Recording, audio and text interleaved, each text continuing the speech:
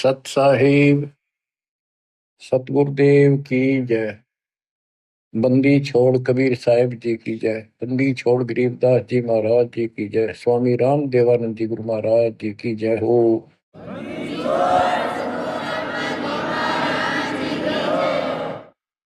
सर्व संतों की जय, सर्व भक्तों की जय, धर्मी पुरुषों की जय। श्री काशी धाम की जय, श्री सुब्राणी धाम की जय, श्री क्रोथा धाम की जय, श्री बरवाड़ा धाम की जय। सत साहिब परम पिता परमात्मा कबीर जी की असीम रजा से आपको मनुष्य जीवन की सफलता का राज प्राप्त हुआ। रहस्य, यथार्थ, अध्यात्म ज्ञान, सत्य भक्ति। इसके बिना ये मनुष्य जीवन आम सामान्य प्राणी जैसा था, पशु पक्षी के समान है। भक्ति हम मानव शरीर में प्राप्त करके अपना भविष्य सुधार सकते हैं, संवार सकते हैं। अन्य जितने भी शरीर हैं, पशु हैं, पक्षी हैं, कीड़े मकोड़े हैं, ये अपना कर्म भोगते हैं। वो चाहे राष्ट्रपति के घोड़े हों, वहां बढ़िया व्यवस्था है, सेठ के घर कुत्ते भी बन गए और ये वहां उनकी सारी सुविधा है। परंतु ऐसी सुविधा मनुष्य को भी नहीं उपलब्ध होती कईयों को। तो कहने का भाव ये है, मनुष्य जीवन यदि भक्ति नहीं करते मानव स्त्री पुरुष, तो उन पशु पक्षियों में उसमें कोई अंतर नहीं। सुविधा कर्मानुसार पूर्व जन्म के संस्कारों से सबको प्राप्त होती है। दुख और सुख दोनों साथ रहते। अब बात आती है कि भक्ति करनी चाहिए, अवश्य करनी चाहिए। आत्मा मानती है, उसके लिए मानव भटक भी रहे हैं। आत्म ज्ञान बिना नर भटका, कदे मथुरा कदे काशी। यथार्थ ज्ञान ना होने चाहिए प्राणी। मानव शरीर धारण करके कभी मथुरा कभी काशी, किता न किता अपना राह ढूंढ रहा है कि किता भगवान मिल जाए। कबीर साहब कहते हैं, पर्वत पर्वत में फिरा, कारण अपने राम, राम जैसे जन मिले, जिन सारे सब काम। बताओ कि परमात्मा की खोज में पहाड़ों पर गए, तीर्थों पर गए, संत समागम अटेंड करे, दान धर्म किए, जैसा मार्गदर्शन मिला, और भी देवी देवता पीर मनाए, मंदिर मस्जिद पूजे, तो मनुष्य जीवन प्राप्त प्राणी को सवतल लगन लगी होती है, क्योंकि वो पिछला संस्कार चंगा होता है, उसका बहुत अच्छा संस्कार होता है, इसलिए मानव शरीर प्राप्त होता है। अच्छा संस्कार कैसे मिलता है? कोई भक्ति की है, धर्म पुण्य किए होते हैं, तो उस कारण से इस मनुष्य जीवन में भी प्रेरणा बनी रहती है कि अच्छे काम करो, कोई भक्ति करो। लेकिन जिनको हम अच्छे काम समझ कर कर रहे थे, धर्म कर्म भी करते थे और भक्ति भी करते थे, वो शास्त्र विरुद्ध होने से, वो एक आने के लिए, एक नए पैसे के लिए, क्योंकि हमारे जो स्पिरिचुअल हैं, हमारे जो आध्यात्मिक ग्रंथ हैं, ये भगवान के विषय का संविधान है। इसमें जैसा कुछ करने को कहा है और न करने को कहा है, हमें वो ही करना पड़ेगा, तभी सफलता होगी। जो हमारे ग्रंथ बताते हैं, हमने उनके अनुसार चलना होगा। इसके लिए जो से हिंदू समाज है, वो अपनी पवित्र गीता, पवित्र वेदों और पवित्र पुराणों को सत्य मानते हैं। और हमारे हिंदू धर्म के धर्म गुरुओं ने जो ज्ञान बताया, उन्होंने यही कहा है कि गीता वेद पुराणों में ऐसा ही लिखा है, ये भक्ति करो। अब यहां हमने सबसे पहले ये देखना होगा कि जो स्पिरिचुअल है, शास्त्र है, हमारे धार्मिक शास्त्र है, वो कौन से किस लेवल के हैं, किस सत्र के हैं। 5 वेद है। वैसे तो वेद एक ही होता है। वेद का अर्थ ज्ञान होता है। बोध का अर्थ भी ज्ञान होता है। भक्ति बोध, भक्ति का ज्ञान। वेद, वेद का अर्थ ज्ञान। सूक्ष्म वेद यानी सवसम वेद, जो भगवान ने सब अपने मुख से बोला होता है, उसको सवसम वेद, सूक्ष्म वेद बोलते हैं। ये कंप्लीट, इसके अंदर कंप्लीट मार्गदर्शन है। ये कंप्लीट है, संपूर्ण है। यह वेद परमात्मा ने, जब हम अपने कर्म छोड़ कर यहाँ पृथ्वी पर इसके साथ आगे, इसके ब्रह्मांडों में, जब तक हमारी पूंजी रही तो हमें सारे ठाठ दिए इसने, आप भी लूटता रहा। और जब हमारी पूंजी लाए थे वह खत्म हो गई, हमें पटक दिया धरती पर, फिर कमाओ और फिर ऊपर आओ। आपको मैं बार बार बताता हूँ, ये कोई बच्चों की कहानी नहीं है, ये सत्य से परिपूर्ण है और आपने इसको सत्य मानना होगा। एक मूर्ख लड़की अपने घर से पैसे निकाल कर, 30-40 सोना अपने घर से निकाल कर उसकी शादी के लिए घर वाला ने तैयार कर रखा, और एक दुष्ट के साथ भाग दी। जब तक वो पैसा वो लेकर आई थी, वो खर्च नहीं हुआ इतने, तो वह सर पर रखी। फिर उसकी दुरुस्ती करके जा कमा और खा, दारू पीवे, मांस खावे, और वह मजदूरी करने लगी, वो उसकी ग्रहणवटी करे। तो वो दशा आपकी है, आप मानव से मत मान, मानना पड़ेगा क्योंकि आप भक्त हो गए। 100 की 100 सच्ची है। अब यहाँ मजदूरी बता रखी है, इतना करो, दान करो, यज्ञ करो, बस नाम जपो तो उठपटांग जपो जो मोक्ष ना दे, और घने करो तो ओम जपो। फिर हरे कृष्ण राधे श्याम ये दूध भेज रखे, सारे नकली नाम बताइए। इसके आधार से स्वर्ग जाओ। स्वर्ग एक होटल है, वहां आपकी पूंजी ऑटोमेटिक ऑनलाइन जमा रहती है। आप जैसा वहां खाते पीते मौज करते, ऑनलाइन पैसे कटते रहते हैं। उस होटल का चार्ज अलग से होता है, और सुविधा जो आपको देते हैं उनका चार्ज साथ होता है। जैसे वहां कोई खाने की चीजें लेते हैं, 10 रुपए की 20 में देते हैं होटल में। क्यों, हमारे आदमी जहाँ पैसे गणे होते हैं, उन्हें क्या लेना देना कितने गिराको। तो ये दुर्गति आपकी यूं की हो रही है, आप विचार करो इन बातों पर। आप किस चीज पर सेट हुए बैठे हो, 1 मिनट में मृत्यु हो जाती है। बैठे बैठे राष्ट्रपति तक मर जाते हैं, एक्सीडेंट हो जाते हैं। पोलैंड देश का एक पूरा कैबिनेट, प्रधानमंत्री, सारे मंत्री, दूसरे देश, उसका मित्र देश था, उसमें कोई पूर्व प्रधानमंत्री की डेथ हो गई थी। उसकी मुंह कांड जाते शोक व्यक्त करो, वो विमान न दुर्घटनाग्रस्त हो गया, एक्सीडेंट हो गया, हम सारे मर गए। और ताजे ताजे बने थे, 6 महीने पहले उनकी कैबिनेट बनी थी। और ऐसे गंदे लोग में माचे माचे फिरो तुम, आंख खोलो। इस सत्संग को सुनकर भी आंखें नहीं खुलती, वो पत्थर प्राणी है, उसके भक्ति का अंश नहीं है। वो इंसान भी अच्छा नहीं, तड़प जानी चाहिए, तड़पला जानी चाहिए आत्मा को, पिता का मर गया, हम किस पे फंस गए। यहाँ सुख नाम की चीज नहीं, रैम नहीं की धरती पे किसी के प्रति। किसी स्वर से धोता है तो वो राजी बोलेगा, स्वर से धोते मुंह फेर लेगा। हम इतने बिगड़ चुके हैं यहाँ पर, हम देवता थे सतलोक में।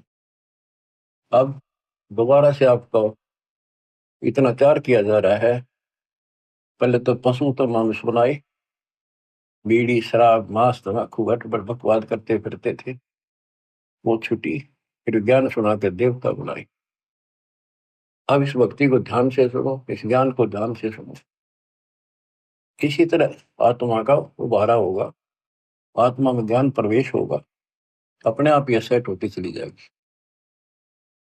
दास पहले पाड़ी जाता था, पाड़िया जैसे व्यवहार हुए बकवाद, स्कूल में जान लग गया, 5-6 महीने तो वही चले, फिर धीरे धीरे सेट होना पड़ा, और पढ़ते पढ़ते पढ़ते पढ़ते और छोटी सी पोस्ट भी ग्रहण कर ली। तो इसी प्रकार अगर हम इस मार्ग पर नहीं आएंगे तो हम नो के नो रह जाएंगे। तो कहने का भाव ये है कि ये आपके स्कूल की पीरियड है, ये सुनते रहो। आजकल तो सारी सुविधा हो रही है, रिकॉर्डेड लेक्चर फिर भी सुन सकते हैं, पर सुना इसी लगन से जैसे अब सुन ले, भूल जाए आध घंटा जितनी देर सुने, सब क्या है ना, और ध्यान से सुने।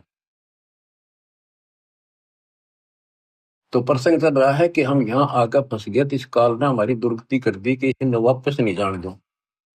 इसको पता है कि हम उस परम पिता के अंश हैं, कबीर भगवान के, और माँ बाप को पता होता है उसका बेटा बेटी की तो दुख ही हो रहा हो, उसकी आत्मा तड़पती रहती है पार वैसे के नाम से।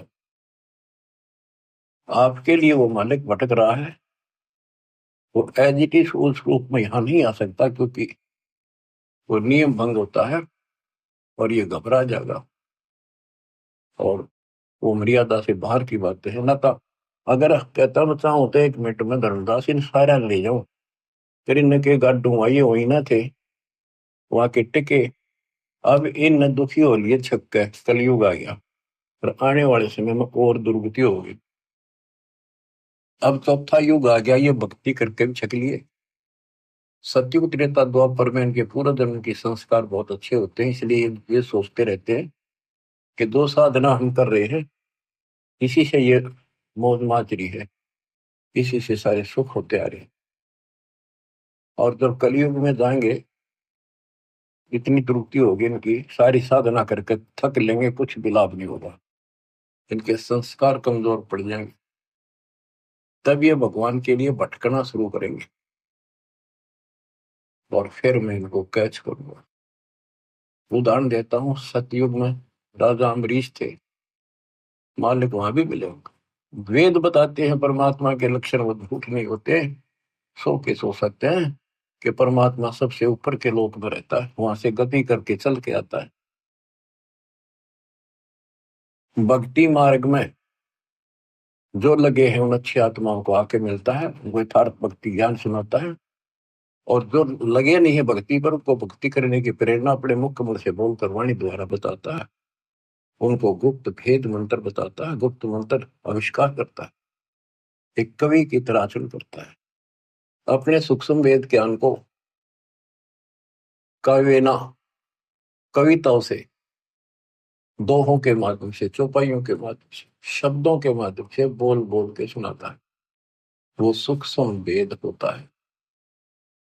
तो अब ये सूक्ष्म वेद बताता हूं, परमात्मा ने वो सूक्ष्म वेद इस ज्योति निरंजन काल सर्वपुरुष सर्वब्रह्म के अंतःकरण में वहां से ईमेल कर दिया, इसके अंदर इसने उसको बाहर निकाला, श्वास से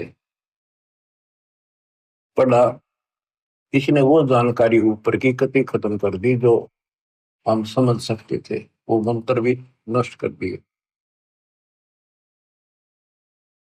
सारी जानकारी खत्म कर दी, अपने तक भक्ति रख ली, बाकी थोड़ा बहुत ज्ञान जो सांकेतिक ज्ञान में रह गया।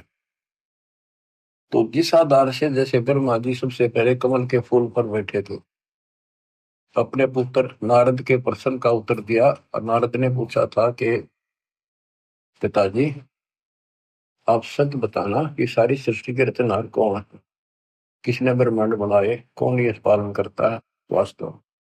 ब्रह्मा जी कहता, बेटा नारद इसका क्या जवाब दूं, मैं जब होश में आया, मैं कमल के फूल पर विराजमान था, कमल का फूल जल में ही होता है, चारों तरफा गाद जल था, मैं सोच रहा था मेरे को किसने उत्पन्न कर दिया, मेरा क्या उद्देश्य है।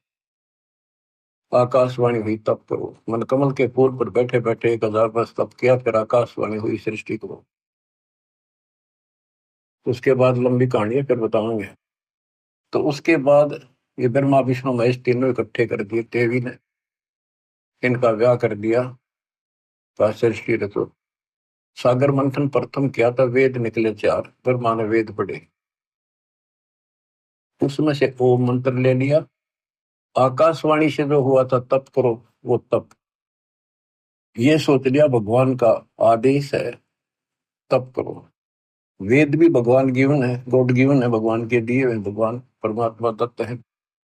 इनमें ओम नाम, यजुर्वेद अध्याय 40 मंत्र 15, चारों वेदों में कहीं भी फिर दोबारा इसका रिपीट नहीं किया, एक जगह लिखा है और स्पष्ट कर दिया, ओम करतु समर्थ कलवे समर्थ करतुम समर्थ। ओम नाम का जाप काम करते करते सुमन करो, विशेष कसक के साथ सुमन करो, अपना मूल कर्तव्य समझ कर सुमन करो।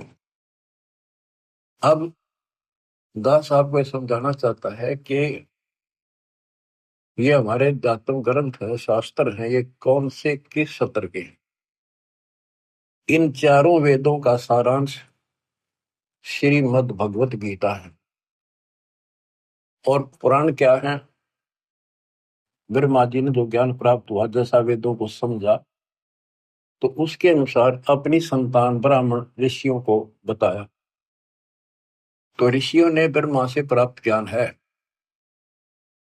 ये ऋषि ब्रह्मा जी की संतान है, ब्राह्मण सारे। तो ब्रह्मा जी कहता कि मैं तो कमल के फूल पर बैठा था, मुझे नहीं पता मैं कहां से उत्पन्न हो गया। ये फिर जानी जान नहीं है, सर्वज्ञ भगवान नहीं है। इसने जो ज्ञान अनुभव किया, तो इसने अपनी कथा बताई, तो इस आधार से ऋषियों ने तप तो ब्रह्मा जी से प्राप्त कर लिया। ब्रह्मा जी ने बता, वेदों में केवल ओम नाम है, ओम नाम वेदों से ले लिया। तो इससे इस आधार पर ब्रह्मा जी के वंशज ऋषियों ने तप किए, जबरदस्त तप किए, शरीर गाड़ दिए, परवाह नहीं की, मिट्टी चढ़ गई शरीरों पर, खाना पीना त्याग कर मन की चाह मन के कि भगवान मिले तो जीवन सफल, नहीं तो व्यर्थ है।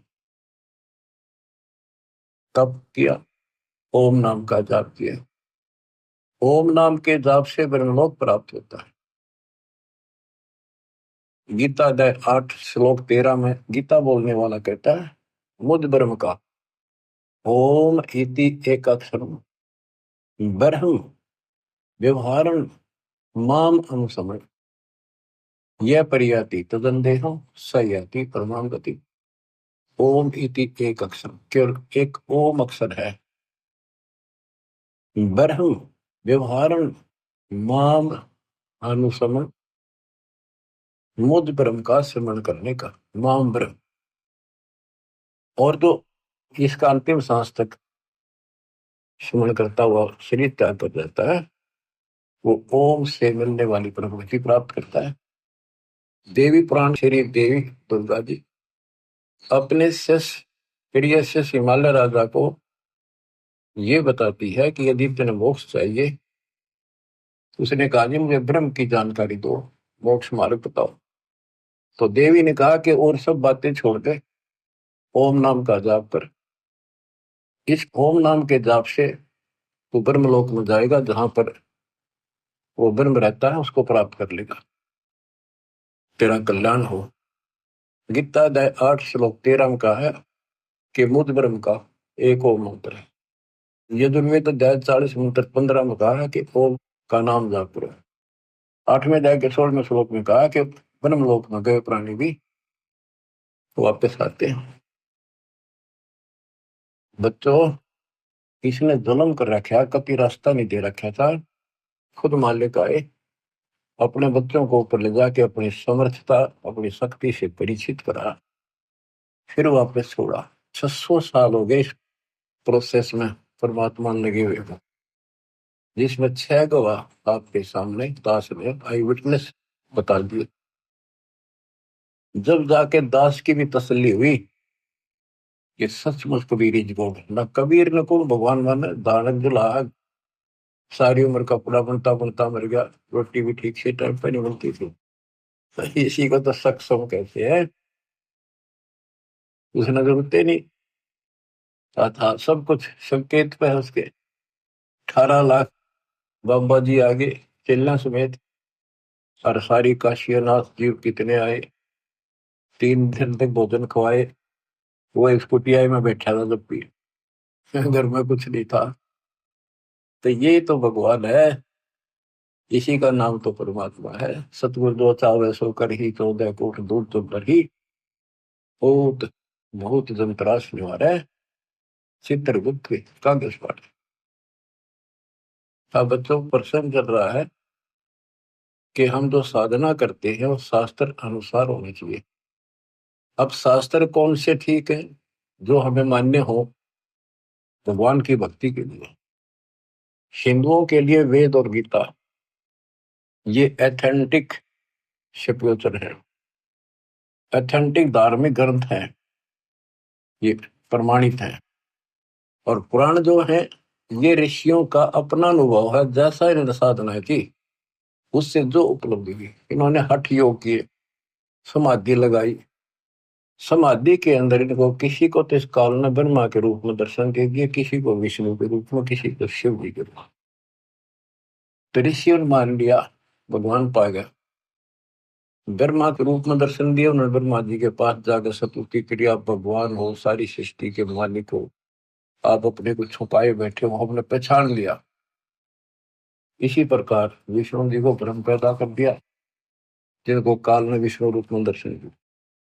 उन्होंने मान लिया कि मैं ही सारी सृष्टि का कर्ता रचनहार हूं, नथिंग एल्स।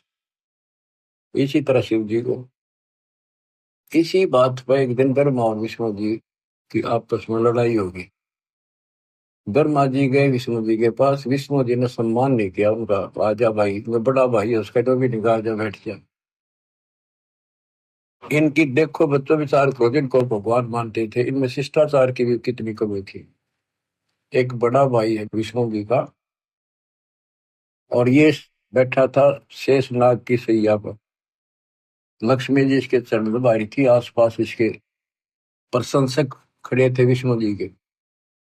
ब्रह्मा जी आया तो इसने अपना अपमान मान लिया कि इसने खड़ा होकर मिलूं, हाथ मिलाऊं या सीने से लगाऊं या नो को आओ जी बैठो, कितना भी दिखा इसने। ये फिर काम क्रोध से भरे पड़े हैं, ना भगवान मान्या करते। इस बात का दुख ब्रह्मा जी ने मान्या, अब इसने सम्मान भी ना किया। ने बोला ओ अभिमानी, मैं तेरा बाप हूँ, सारी सृष्टि का रचने वाला हूँ, तो मेरे से पैदा हुआ और मेरा सम्मान नहीं करता, अपने बाप को देखकर भी तू अहंकार करता है। तो मेरा बेटा है और फिर भी सम्मान नहीं करता। उसमें बोला तू मेरा बेटा, मैं तेरा बाप, तो मेरा ना भी कम से उत्पन्न हुआ था। तो उसके प्रशंसक खूब हंसे। तो सबने बताया था कमल के फूल हो तुम उत्पन्न हुआ, और विष्णु के नाभि से कमल निकला। इधर मारना विष्णु नापन भी रहे कमल कितना है, कैसे नाभि में उग गया। ये तो सूखे चौधरी थे। तो इस बात पर ब्रह्मा बोला तेरी अकल ठिकाना करता हूँ अभी। विष्णु बोला आजा, चढ़ा ली बात दोनों ने और काट दिया शस्त्र, मरण मारने तैयार हो गए। कमाल की बात है। शिव पुराण में ऐसा लिखा, ऊपर से देवता आकाश तिरंग पर फूल बरसावे, शाबाश, मरो कट के, शाबाश, देखते हैं कौन ताकतवर है। लेकिन इस सब बच्चा का कहां तक नाश हो रहा है। देवता व हरणों का लड़ो, उन्हें बीच में आना चाहिए था। भगवानों आप ऐसे करोगे फिर मारा केरा होगा। भगवान मान थे इन्हें, दोनों लड़ पड़े। बता, वो तो इनका बाप जो काल नरेंद्र ने सोची मरेंगे कट के, तेरे खान पीने का सिस्टम बंद हो जाएगा। इनके बीच में एक सतम खड़ा कर दिया, बोतल बोतल आकाश में छूनेगा। ये दोनों डर गया, आश्चर्यचकित हुए। जब इसका और छोर ढूंढ चाल पड़े और लड़ाई मिट गई, फिर काल आके खड़ा हो गया शिव जी के रूप में, साथ में दुर्गा को पार्वती रूप बना के लिया। तब उनसे कहता कि बेटा तुमने अपने आप को भगवान मान लिया, ये तुम्हारी बहुत बड़ी गलती है। तुम भगवान नहीं हो, यू आर नॉट गॉड। तब उसने हाथ जोड़ लिया और सुनो, तुम्हारे तप के प्रतिफल में मैंने तुमको एक एक जोग दी है, एक एक विभाग दिया है, रजगुण उत्पत्ति का ब्रह्मा को, स्थिति का विष्णु को, और इसी प्रकार शंकर को ये संहार तिरुभाव, और रुद्र को संहार। ये रुद्र और शंकर एक का है। देवता महाराज जब इसने तिरुभाव कहते हैं, आम आदमी महाराज जब इसको रुद्र कहते हैं। ये दो रूप बना लेता है। वैसे इसके 11 रुद्र हैं, 11 रूप बनाए थे इसमें। अब देखो, ये पुराण है, शिव पुराण के अंदर विद्वेश्वर संहिता के अंदर अध्याय है। इन पुराणों में लिखा है कि ये शिव रूप में आकर प्रकट हो गया। दो तो ये हो गए, फिर मार विष्णु पुत्रों, उनको पुत्रों कहा। और इसी प्रकार शंकर और रुद्र, वो 4 अलग हो गए, हरियो 5वां। वैसे तो चौथा ही है। तो ये भी ना समझ पाए कि जो इनका बाप है, और ये नो कि इनका कोई माता पिता नहीं। और फिर इसने के जुल्म करा, ये बताऊं तो सर्वभाव है, ना बताऊं ज्ञान अधूरा। ये शिव के मंदिरों में तो शिवलिंग रखे हैं, विभिन्न को आगे विस्तार ना करूं तो अच्छा है। एक मिट्टी के पत्थर के बने हुए ये 2 आइटम इन्हें दे गया आराम खोर। ये डरता नहीं है, माथे गला लिए वह शिवलिंग पूजा। Private part of Shiva and Parvati, ये बदमाशी कर गया। अब सारा संसार इन पर मत्था टेक कर थरा बेड़ा करे कोई कर। इसने ऐसा नाश कर रखा। सतगुरु आए दया करी, ऐसे दीन दयाल बंदी छोड़ वृतास का जठर में कृपा। इसने नाश करने में कसर नहीं छोड़ रखी दत्त की, और दाता ने विकास करने में कसर नहीं छोड़ रखी। अज्ञान कितनी देर रुक आता है, अंधेरा लाइट के सामने नहीं रुक सकता। अब ये रोशनी उदय हो गई है, सूर्य उदय हो गया इस तत्व ज्ञान का। अब सब अंधेरा मिटेगा। बच्चों, इस प्रकरण से संसिद्ध हो जाता है कि सबको कति मूढ़ बना रखा है। इसमें काल और दुर्गा और ब्रह्मा विष्णु है, इसको तो ज्ञान नहीं बेचारों को। इनको जैसे ही डरा धमका कर ला देते उसी तरह बन देते। उसके बाद यह शिवलिंग पूजा शुरू होगी और तेरा गजब हो गया। अब आते इस बात पर कि हम भक्ति करें तो शास्त्र अनुसार करें। यदि पुराणों अनुसार करेंगे तो ये जड़े ढोएंगे जो इन्हें बता रखे भगवान दिया ने। गीता और वेद गॉड गिवन है, कबीर गॉड गिवन। तो इनके अंदर इनके अनुसार साधना करनी पड़ेगी, लेकिन इनमें इनकम्प्लीट नॉलेज भी है और वे ऑफ वर्शिप भी इनकम्प्लीट है। ज्ञान झूठ नहीं है वेद और गीता में, लेकिन संपूर्ण नहीं है। अधूरे ज्ञान से अधूरा काम, संपूर्ण ज्ञान से संपूर्ण ज्ञान। श्रीमद् भगवत गीता श्री कृष्ण जी ने बोली, ये मानते हैं। इनका बिल्कुल ठीक है, क्योंकि वो बोलता श्री कृष्ण लिखा था, अंदर कैसेट काल की चढ़ा रखी थी। काल बैठ कर बोल गया ब्रह्म।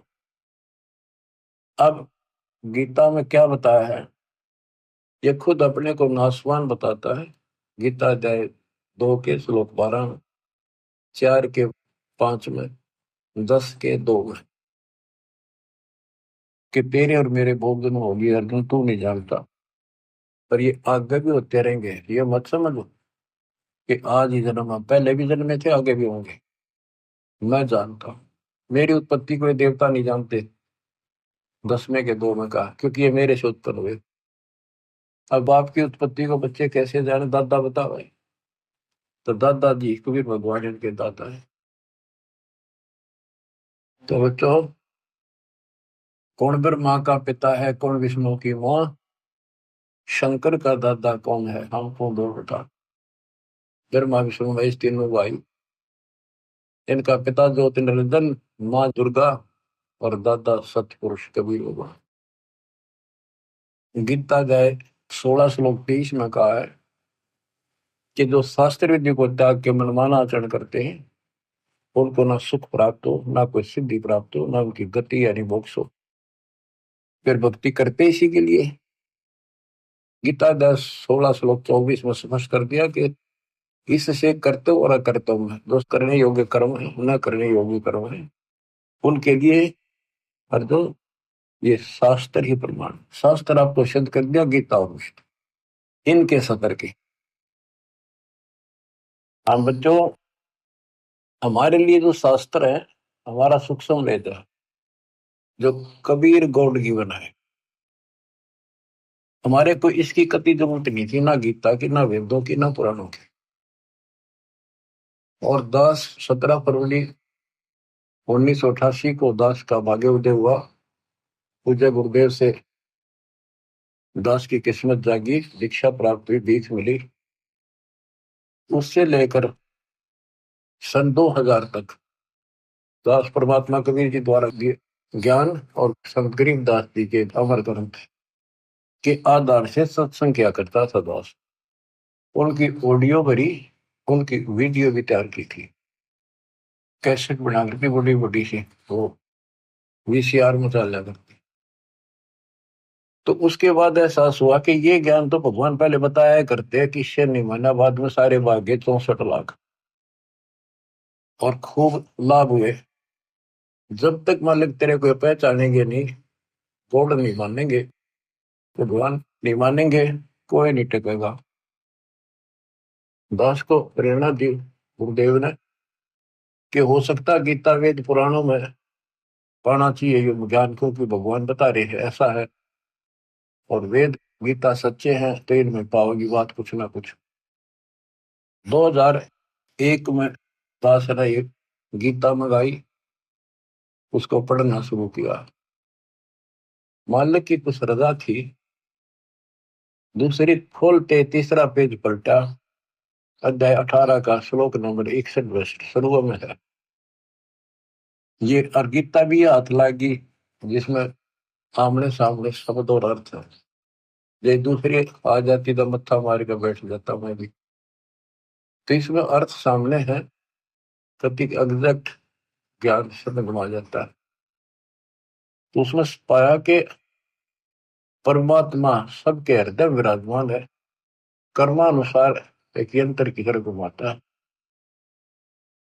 और हे अर्जुन, तो स्वभाव से उसी परमेश्वर की शरण में जा, उसकी कृपा से तो परम शांति को, सनातन परम धाम को प्राप्त कर। मेरा तो एकदम जैसे नींद तो जाग्या करा दे, और सोपन देख ले को घना अच्छा, और कूदता उठा करे, वह बनी मेरे साथ। ओ तेरे की, फिर लग गया, नोट कर लिया ये श्लोक अध्याय। फिर देखा धीरे धीरे, रो तेरे की सारा खजाना बड़ा, सारी है सच्ची परमात्मा की। 8वें अध्याय 7वां देखा, रजगुण ब्रह्मा सतगुण विष्णु, यह हम पढ़ाया करते सूक्ष्म वेद में। रजगुण ब्रह्मा तम गुण शंकर, सतगुण विष्णु कहावरी, चौथे पद का भेद निहारा, डरला सदगुण पावरी।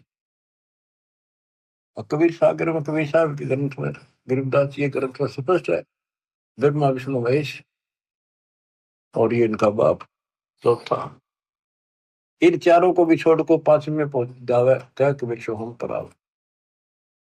तो गीता देखा, दूसरे का 12वां श्लोक, चौथे का 5वां, 10वें का 2, और दूसरे का 17 के अविनाशी तो वो है जिसने कोई नहीं मार सकता, जिससे सारा संसार व्याप्त है। और तेरे की वो सतिथि आज मैं वर्णन नहीं कर सकता, मेरे हृदय में जो उमंग और खुशी उत्पन्न हुई थी। हे भगवान, जैसे खजाना पा जाए अगर कंगाल को, घना धन मिल जाए, घना थोड़ा नहीं, तो वो पागल सा हो जाए अगर किस न बताऊं, कैसे छुपाऊं, तक बताऊं, ऐसी स्थिति होगी। तो मालिक ने खजाना दास को ही दिया, छुपा रखा था। ओ हो। तो बच्चों, उसके आधार से फिर गहरी नजर गीता तैयार करी दास ने। गीता के आधार से पुराणों को देखा, वेदों में देखा, सारे खजाना भरा पड़ा।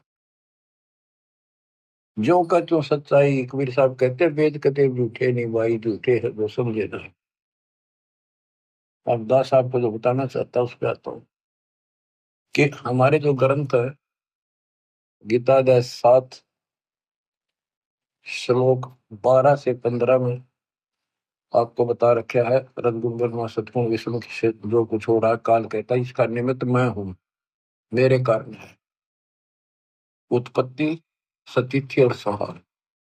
और जो केवल इन तीनों देवताओं तक सीमित है, ब्रह्मा विष्णु महेश तक, इनसे ऊपर कोई भक्ति नहीं करना चाहते, वो राक्षस स्वभाव को धारण किए हुए नीच दूषित कर्म करने वाले लोग मेरी भक्ति नहीं करते। और फिर गीता अध्याय 7 के 20 से 23 में अन्य देवताओं के बारे में बता, ब्रह्मा विष्णु महेश के साथ साथ, कि इन देवताओं को कुछ शक्ति मैंने दे रखी है, लेकिन इन मूर्खों का, अल्प बुद्धि वालों का ये ज्ञान गलत है, ये अक्षणिक लाभ मिलता है, ये नाशवान है ये फल। अपनी भक्ति को भी बताता, 4 प्रकार के करते हैं, अर्थार्थी, अर्थ, जिज्ञासु और ज्ञानी। ज्ञानी श्रेष्ठ माने क्योंकि ये मोक्ष चाहते हैं, इन्होंने मुझे सुप्रीम मान लिया, मेरे आधार पर ओम नाम का जाप किया, वेदों तक सीमित रहे, ये भी मेरे वाली अनुपमा गति में आश्रित है, इसमें आश्रित रहेगी। क्योंकि ऋषि मुनियों ने तप करे, ओम नाम का जाप करा, तब से राजा बन गए, ओम नाम से ब्रह्मलोक में गए, ब्रह्मलोक में जाकर फिर वहां पे शायद जन्म मन बना रहा। फिर बताया कि खाक भक्ति हुई, जन्म मृत्यु मिटा नहीं, सतलोक गए, फिर वो पे लौट के नहीं आई, ब्रह्मलोक में गए, फिर आकर मरे, क्या फायदा उस भक्ति का। अब जो प्रश्न चल रहा है कि 7 में 18 में कहा है कि ज्ञानी आत्मा है तो उदार, पर मेरे वाली अनुत्तम गति में सचित है। 7 के 19 में कहा है कि बहुनाम जन्मनाम अंते ज्ञानवान माम प्रपद्यते, बहुत बहुत के अंत के जन्म में कोई ज्ञानी आत्मा मेरी भक्ति करता है, ना तो दूसरी भक्तियों में जीवन नष्ट कर जाते हैं। मेरी भक्ति भी कोई कोई ज्ञानी किसी अंत के जन्म में एकादे में भटक कर करता है, ना तो नीचे वाली देवताओं में भक्ति करते रहते हैं। वासुदेव सर्वमिति स महात्मा सुदुर्लभ है, ये बताने वाला कि वो वासुदेव सारी सृष्टि का रचने वाला, सबके ऊपर जिसकी सत्ता, जिसकी साहिबी, जिसकी सत्ता, जिसकी हुकूमत सबके ऊपर है, वही पालन करता है, वही उत्पत्ति करता है, वही कर्मों की मार से बचा सकता है, पाप कर्म नष्ट करता है, वो आयु बढ़ा देता है, उसकी भक्ति से मोक्ष प्राप्त होता है, ये बताने वाला महात्मा शोध है। गीता अध्याय 4 श्लोक 32 में कहा कि वो परमात्मा सच्चिदानंद घन ब्रह्म, इन्होंने अर्थों के भी अनर्थ कर रखे हैं, अनुत्तम का अति उत्तम कर दिया, वर्ग का जाना होता है आना कर दिया, अनुत्तम का अर्थ अश्रेष्ठ होता है उसको सर्वश्रेष्ठ कर दिया। यहाँ गीता अध्याय 4 श्लोक 32 में ब्रह्मण मुखे शब्द है, उसका ब्रह्मण का अर्थ वेद कर दिया, यहाँ लिखना था सच्चिदानंद घन ब्रह्म। गीता अध्याय 17 श्लोक 23 में ब्रह्मण शब्द है, उसका अर्थ वहां इन्होंने ठीक रखा है, सच्चिदानंद घन ब्रह्म। ओम तत्सत यानी सच्चिदानंद घन ब्रह्म की उपासना का केवल त्रिविध समर्थ है, 3 प्रकार से शिवण है इसका, 3 मंत्र का।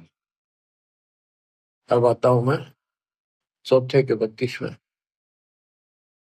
उसमें लिखा कि परमात्मा अपने मुख कमल से, सच्चिदानंद घन ब्रह्म अपने मुख कमल से वाणी जो बोलता है, उस वाणी में ऐसा ज्ञान है जिससे सारे कर्म समाप्त हो जाते हैं, जन्म मरण मिट जाता है, सदा सुखी हो जाता है। उस ज्ञान को चौथे अध्याय के 34 में तत्वदर्शी संतों से पूछो।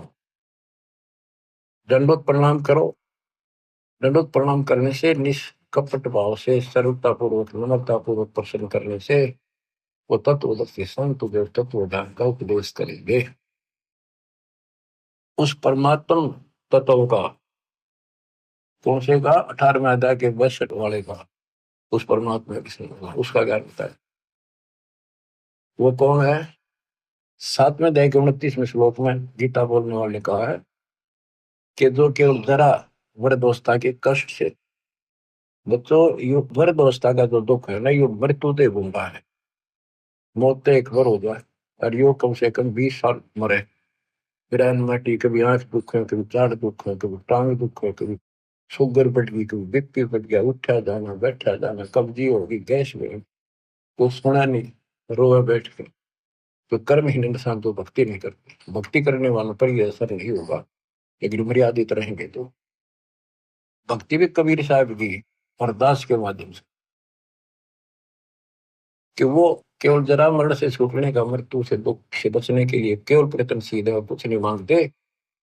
वो तत्परम से, सारे धातुओं से और सारे कर्मों से परिचित है। आठवें के प्रथम अर्जुन ने प्रश्न किया, किम तत्परम, तीसरे में उत्तर दिया आठवें के श्लोक में, तीसरे में, वो परम अक्षर परम है।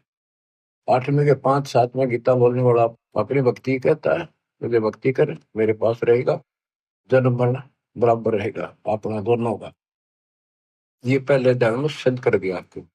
8 में के 8, 9, 10 में कहा, सचिदानंद घन ब्रह्म की जो भक्ति करता है, परम अक्षर ब्रह्म की उसके पास होता है।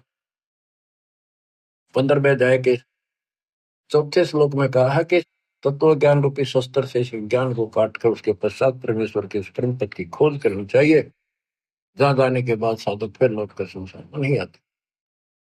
जिसने सारी सृष्टि की रचना की है उसी की भक्ति की। 15वें अध्याय के 17वें श्लोक में कहा कि उत्तम पुरुषत्व ने परमात्मा की उदाहरते हैं। उत्तम पुरुष, पुरुषोत्तम श्रेष्ठ परमात्मा तो कोई और है जो परमात्मा कहा जाता है? हाय हाय, परमात्मा। और जो तीनों लोकों में प्रवेश करके सबका धारण पोषण करता है, वो अविनाशी परमेश्वर है। अब गीता यही समाप्त हो जाती है जब ये कहता है कि उस तत्व ज्ञान को किसी तत्वदर्शी शब्द से जाकर पूछो। मोक्ष उससे होना, जन्म मरण उससे मिटना, गर्भावस्था का संकट उससे कटना, एक मालिक कुल का वही है। उसकी साधना कहाँ है? वो ना वेदों में। वेद कतेब, वेद ये चार, और चार कतेब इन मुसलमानों की, ईसाइयों की, जबूर, इंजिल, तौरेत और कुरान। ये चार कुरान, चार किताब और चार वेद कतेब एक जैसा ज्ञान है, यानी इनकम्प्लीट है। हम इनको गलत नहीं कहते कि ये गलत है, अधूरा ज्ञान है। अधूरे ज्ञान तो फिर लाभ क्या होगा, अधूरा ही काम। अब आपको बताता हूँ थोड़ा सा पाक कुरान मजीद। देखो इसमें क्या बताया है, एक चैप्टर है, उसका नाम है अश-सूरा, और संख्या नंबर है 42, यानी सूरत अश-सूरा 42, आयत नंबर, श्लोक नंबर 1-2। आयत नंबर 1 पर प्रथम में लिखा है आ मीम। आ माने है, मीम माने मैं, है और मैं, ये दो अक्षर अलग अलग, जैसे क, ख, ए, ऐसे है और मैं। फिर दूसरी आयत में लिखा है एन सीन काफ। जैसे हम पंजाबी सीखा करते थे, चौथी कक्षा शुरू हो जाती थी पहले पंजाबी, पंजाब ज्वाइंट था, हरियाणा और पंजाब एक थे। तो पंजाबी की हम जब वर्णमाला सीखा करते थे, उसमें कहते थे कक्खा गग्गा दद्दा गग्गा, ईड़ा ऊड़ा सस्सा मम्मा, यानी कक्खा क, गग्गा ग, तथा तय, गद्दा द। तो कक्खा गग्गा, क ख ग, ऐसे सीखना पड़ता था। तो एन का अर्थ है ए, सीन का अर्थ है से, काफ का अर्थ है क। ये वर्णमाला है अरबी की, एन ए, सीन से, काफ क, ए से क। इसके अनुवादकर्ता ने, पाक कुरान के अनुवादकर्ताओं ने ये लिखकर छोड़ दिया है कि इन दो आयतों का अर्थ तो अल्लाह ही जान सकता है और कोई नहीं। ये क्या है, गीता अध्याय 17 श्लोक 23 में ओम तत्सत, ये 3 मंत्र हैं। इनमें तीनों मंत्रा का पहला अक्षर है ए से क। जिनको तीनों मंत्र प्राप्त है वो बच्चे आसानी से समझ देंगे। ये वो मंत्रों का केवल पहला पहला अक्षर लिख रखा है, इसको नथिंग। तो ऐसा कहते के हासिल होना था, ओम तत्सत से क्या हासिल होना था, अब इसकी एब्रीविएशन निकली सारी। अब इसको सारे से विस्तार से करा, अब पता चला ये सूक्ष्म भेद में पहले ही था। बच्चों आंख खोलो, दास कौन है? कबीर साहब कहा करते हैं कि वही मैं सारी सृष्टि का मालिक हूं, मैं खुदा हूं, लेकिन कौन जाने से बात नहीं। दास कहता विश्व में एक नंबर का तत्वदर्शी संत दास है, नथिंग एल्स। इतना कह रहा हूं। अब पाक कुरान सूरत फुरकानी 25 में आयत 52 से लेकर 59 तक 52 से 59 में स्पष्ट किया है कि हे हजरत मोहम्मद, हे मोहम्मद, हे नबी, हे रसूल। कौन बोल रहा है? कुरान का ज्ञान देने वाला अल्लाह। कि ये काफिर लोग जो है कबीर अल्लाह को नहीं पूजते, इसके अतिरिक्त औरों को भी शरीक करते, दूसरे देवताओं को। तो इनके साथ संघर्ष करना कबीर के लिए, और इनकी बातों में नहीं आना। तेरी बात ना मानना, लड़ाई नहीं करनी, ते इनकी ना मानना, मेरी बातों में विश्वास कर। ये वही है जिसने 6 दिन में सृष्टि रची, 7 दिन तक पैदा बैठा। सृष्टि में सारी आगे उत्पत्ति, माता पिता भाई बहन सब, सारी नदी नाले तारे पृथ्वी स्वर्ग पाताल सब बनाया उसी ने। और वही पाप कर्मों को नष्ट करने वाला है, गुनाहों को अच्छी तरह जानता है। उसकी खबर किसी बाखबर से पूछो। तो यहाँ पाक पुराण भी यहाँ पर समाप्त हो जाती है। इसमें वो ज्ञान है ही नहीं उस अल्लाह का जिसने सृष्टि रची। तो ये गलत नहीं कह सकते किसी कर्म को, लेकिन ये इनकम्प्लीट है। इनकम्प्लीट से मोक्ष नहीं हो सकता। मोक्ष तो संपूर्ण अध्यात्म ज्ञान से होगा, और वो तत्वदर्शी संत बताता है।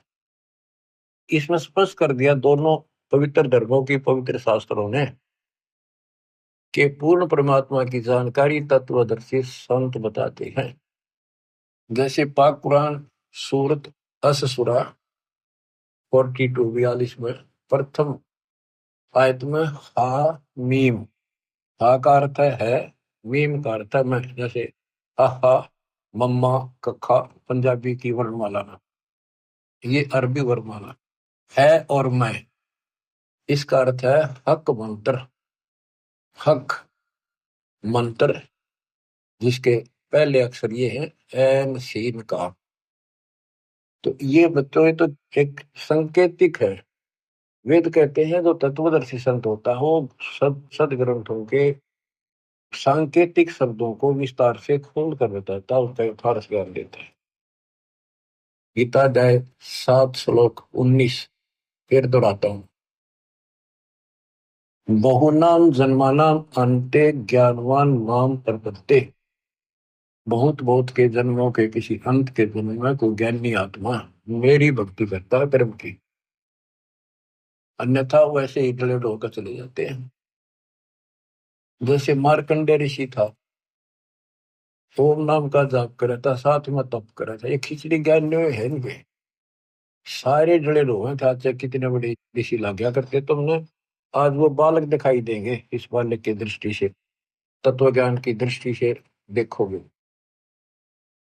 उसने ब्रह्मलोक की साधना करने का ठान रखी थी, वही टारगेट था। इंद्र आया, इंद्र की उर्वशी भेजी, सब फेल होकर चली गई। तब इंद्र को कहता, इंद्र आ जा, तो तेरे को सही मार्ग बता दूंगा। ब्रह्मलोक की भक्ति कर ले, ब्रह्मलोक में जागा, ब्रह्म की साधना कर। ये तो सब का ये ज्ञान भर रखा है। इंद्र स्वर्ग का राजा बोला जी फिर देखेंगे, ये तब ना मौज करते। ऐसे ही आप किसी, आज कोई पोस्ट पर बैठे अच्छी, पर उसमें समझाने की चेष्टा करो, कोई तो बाद की बातें है, फिर देखेंगे। कोई चौधरपुरी है, इब्राहिम सुल्तान तुमको देखो, क्या क्या सुख थे, भगवान ने नरक से काट के बाहर गिरा अपने बच्चे को। ये रोड मार रहा था, काल मूर्ख बना रहे। तो कहते हैं बहुत बहुत अंत के जन्म में कोई मेरी साधना करता है, मार्कंडेय ऋषि ब्रह्मलोक में जाकर फिर वापस आओगे, तब से राजा बनेगा, फिर गधा बन के धक्के खाओगे। ये खाक साधना थी। ऋषि मुनि सब करें तपस्या, हे भगवान हमें मोक्ष दिए, तप करवा के राज दे दिया, 184 में ठोक दिए। आपको बताया शिवलिंग की पूजा किसने शुरू करी, किसने करवाई? पापात्मा ने। इसको परमात्मा कहते थे। बच्चों आँख खोल लो, उस मालिक की कृपा कैसी बरस रही आपके ऊपर। और इतना ज्ञान समझ गए बच्चों, नहीं मानोगे तब तो पत्थर हो कर। काम न मना नहीं किया किसी संत ने, लेकिन भगवान बोलना गलत है। खूब डटकर मेहनत मजदूरी करो, किसानी करो, दुकान पर जाओ, जो भी जॉब है काम करो, नौकरी करो, नेक नीति और डट के सेवा करो, गफलत ना करो वहां पर, ताकि सबको अच्छा लगे कि भगवान से डरने वाला है, किसी भी काम में कोताही नहीं करता, कोई आलस नहीं करता, ठगी नहीं करता। और मालिक ने याद रखो, अब जैसे आपको बता कि पंजाब का एक राम राय नाम का सरदार जी थे। वो लोग परमात्मा के चाहने वाले, संतों का सम्मान करने वाले शुरू से ही हैं, क्योंकि उनके गुरुओं ने एक ऐसी धारणा में भर रखी है। संत गरीबदास जी का एक शिष्य ब्रह्म वेदी का पाठ सुबह सुबह बैठकर ऊंची आवाज में एक तालाब पर बैठकर करे था, स्नान करके कुएं पे तालाब पर वहां बैठ के प्रवेदी यानी वाणी का पाठ करे था सुबह सुबह, गरीबदास जी की वाणी का, जो हम नित्य नियम करते, उनका अपने हिसाब से बनाया हुआ था, उसी वाणी से निकाल कर। तो राम राय चौधरी 900 बीघे का मालिक था।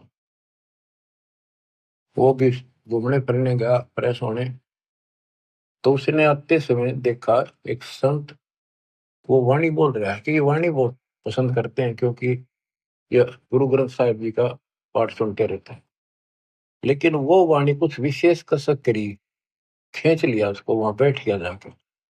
उसने जब अपना पाठ कर लिया तो उससे पूछा कि है महात्मा जी, है भगत जी, ये वाणी तो गुरु ग्रंथ साहिब में तो नहीं है, ये किस संत की वाणी है? तो उसने बताया मेरे गुरुदेव की है, संत गरीबदास जी महाराज, बड़े पहुंचे हुए संत है, विश्व में उनके बराबर संत नहीं आज के ऊपर, उसकी वाणी है, अच्छी लिख रखी थी।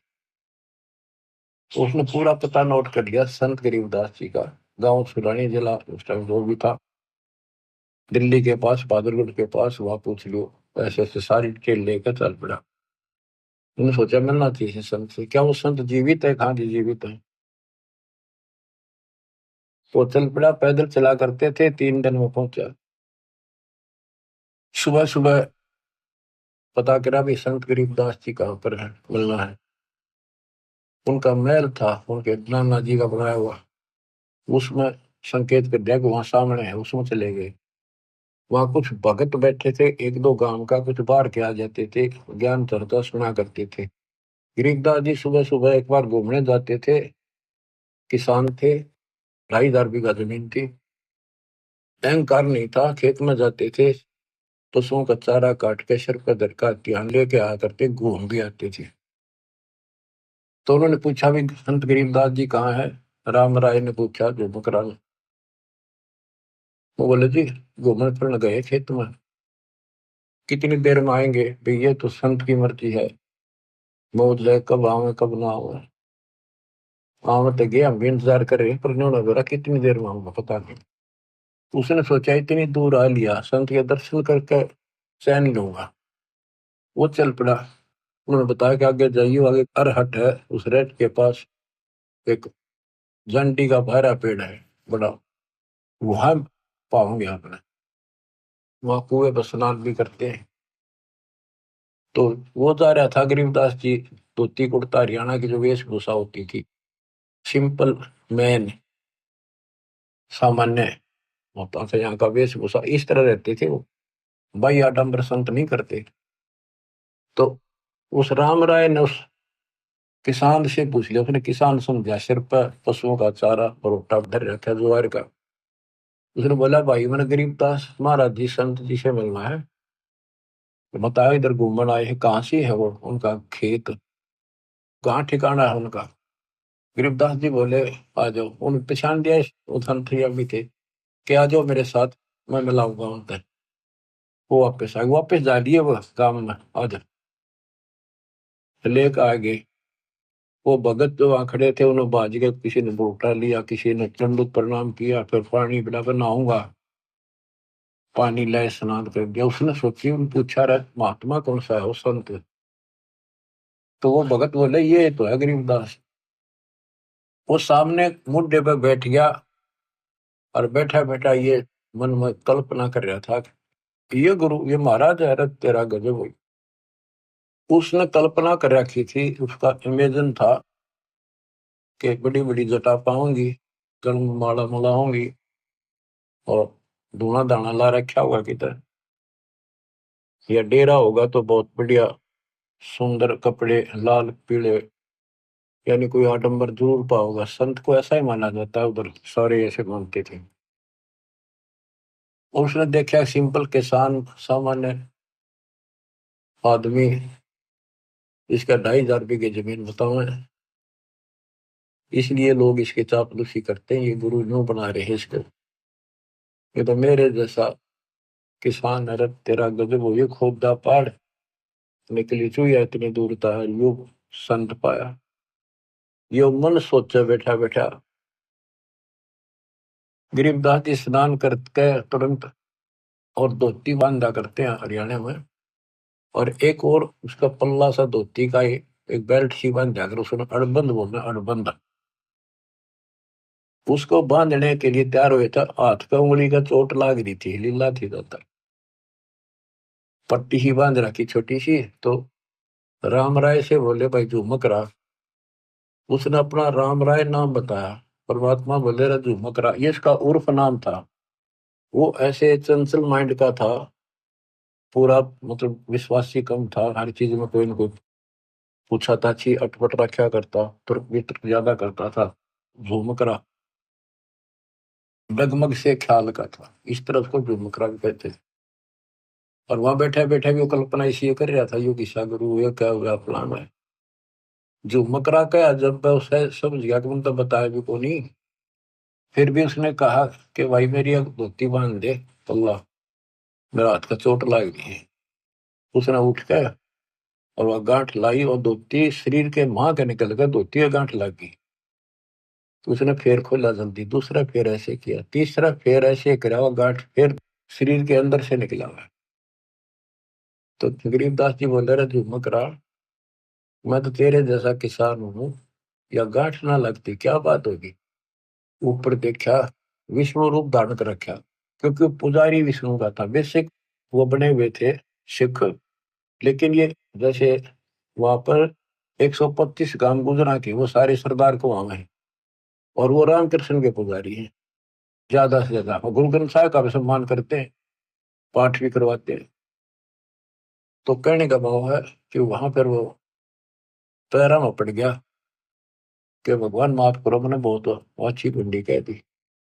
फिर वो उसी रूप में आ गए, गरीबदास रूप में, और बैठ गए, फिर चर्चा शुरू हुई। सारा ज्ञान समझाने के बाद वो राम राय कहता है भगवान मैंने सारा घूम लिया, ये ज्ञान नहीं पाया। गरीबदास बोले पाओ भी को नहीं। सब गीता का मूल है राई झूमक रहा, ये सुख संवेद समूल सुनो राई झूमक रहा, तत्व ज्ञान कोई ना कहे राई झूमक रहा, ये पैसे ऊपर नाच सुनो राई झूमक रहा, कोटों मध्य कोई नहीं रे झूमक रहा, अरबों में कोई गर्क सुन रही झूमक रहा। बच्चों, उनको पूरा ज्ञान बताया कि करोड़ों में नहीं पाओ तुझे इस ज्ञान को बताने वाला, अरबों में। उसमें संत गरीबदास जी थे, केवल संत गरीबदास जी थे पूरे विश्व में एक रिश्ता तो वेद जाने वाले। लेकिन वो डिस्क्लोज ठीक से नहीं करना था, उन्होंने लिखवा दिया सारा, आज ये आपके लिए खजाना आज खोलना था। अब कलयुग 5505 बीत गया वर्ष जब। तो बच्चों आपकी किस्मत देखो, जन्म ऐसे समय में, ये बच्चों का काम नहीं, सामान्य बात नहीं है कि ऐसे संस्कार बनाना ही मालिक ने बनवाए। तेरा कितने युगों से आपको संवार संवार कर प्रेरित कर करके चार्ज करते ला रहे, और आज आज ऐसे समय पर आपको ऐसे समय पर जन्म दे दिया। सिर्फ आने वाली संतान परमात्मा के बच्चे आपसे प्राप्त शरीर में वो तो बड़ी बुढ़ाई भगता होंगे। और बच्चों जिनके संतान नहीं है उन जैसा आज किस्मत वाला मैं नहीं मानता धरती में, तो समाज कुछ करो, क्योंकि अध्यात्म का जो पैमाना वो अलग है। उनने पिछले जन्म गणित सुंदर जी रखे हैं, कभी किसी का एक दाना भी नहीं खाया, ना रखा ना दिया, परमात्मा की बातों का कुछ असर किया, उनका लेन देन कति समाप्त कर दिया, करोसला रखा, इनका उन्हें सतभक्ति मिल गई, वो सीधे वहां जाएंगे। जब डटे रहे तो समाज की तरफ देख कर नहीं बकवादा बढ़ गए, किसी का गोद ले ला, फरान ले ला, यू सदर दौड़ कर लेंगे, वो संस्कार फिर खराब करेंगे अपने। अपने वाले सुख नहीं देते कलयुग में, गोद लिया तुमने किसके सिर में मालिश करेगा। तो मेरा राय है इस कर्म में बना लो, निकल जाओ गंदे लोग तक, निकला जाता होता है।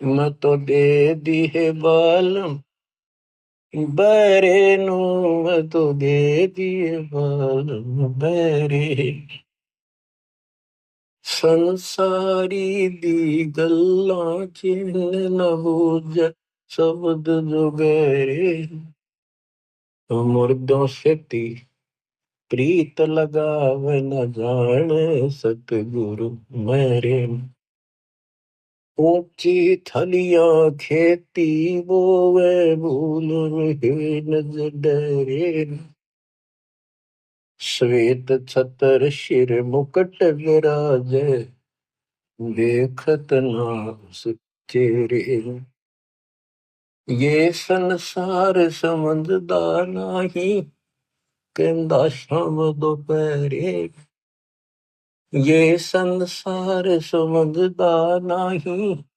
कहंदा शाम दोपहरे, गरीब दास ये वक्त जाते है रोगे इस पहरे, गरीब दास ये वक्त जाते है रोगे इस पहरे।